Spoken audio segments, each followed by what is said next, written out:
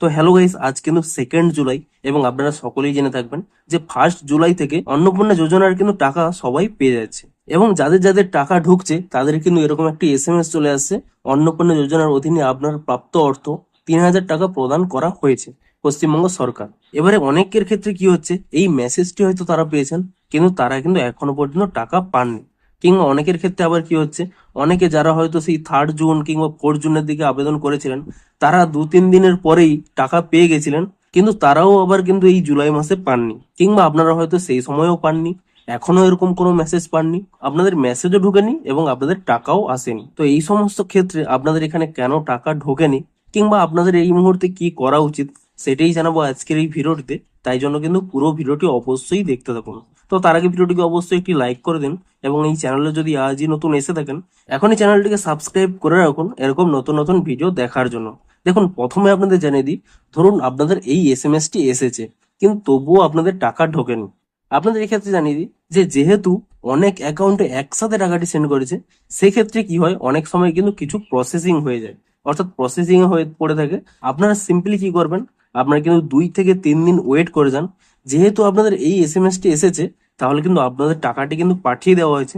অনেক ক্ষেত্রে ব্যাংকেরও server problem থাকে এবং যেহেতু এতগুলো অ্যাকাউন্টে টাকা সেন্ড করছে তাই জন্য প্রসেসিং এরও টাইম লাগে। আপনারা কিন্তু 2 থেকে 3 দিন ওয়েট করে যান। যেহেতু আপনাদের এই এসএমএসটি এসেছে আপনারা কিন্তু অবশ্যই টাকা পাবেন। এবারে বলি, যারা হয়তো 2-3 তারিখের দিকে অফলাইনে ফর্ম জমা দিয়েছিলেন এবং একবার টাকা পেয়ে গেছিলেন জুনে, তারা যদি না পেয়ে থাকেন তারা কি করবেন। দেখুন, আপনারা যেহেতু একবার টাকা পেয়েছিলেন তাহলে কিন্তু আপনাদের নামটি কিন্তু অনলাইনে এন্ট্রি হয়ে গেছে এবং ভেরিফিকেশনও কিন্তু কমপ্লিট রয়েছে। তো সেক্ষেত্রে আপনাদের কিন্তু কোনো চিন্তা করার প্রয়োজন নেই।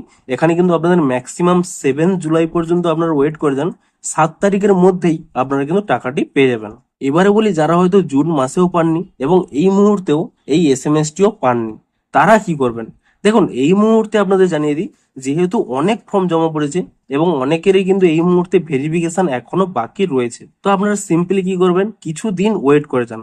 দেখবেন আপনাদের কিন্তু ভেরিফিকেশনটি যখনই কমপ্লিট হয়ে যাবে, আপনাদেরও ম্যাক্সিমাম বলছি 7 জুলাই পর্যন্ত ওয়েট করে যান।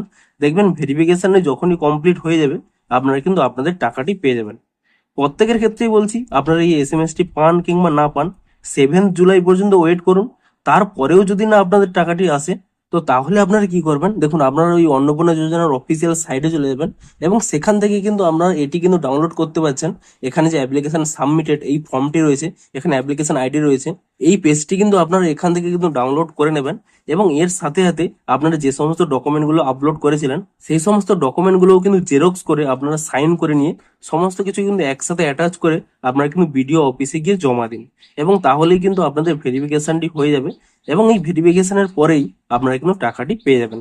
তবে এটি করার আগে আপনারা কিন্তু 7 জুলাই পর্যন্ত কিন্তু ওয়েট করে যান, তার আগেই হয়তো আপনাদের সমস্ত রকম ভাবে ভেরিফিকেশনটি কমপ্লিট হয়ে যাবে। তো আপনারা নিচে কমেন্ট করে জানান যে আপনার এখানে এই যে মেসেজটি এসেছে এই মেসেজটি আপনারা পেয়েছেন কিনা এবং এই এসএমএসটি পাওয়া সত্ত্বেও আপনারা টাকা পেয়েছেন কিনা কিংবা পাননি তা কিন্তু নিচে কমেন্ট করে জানান।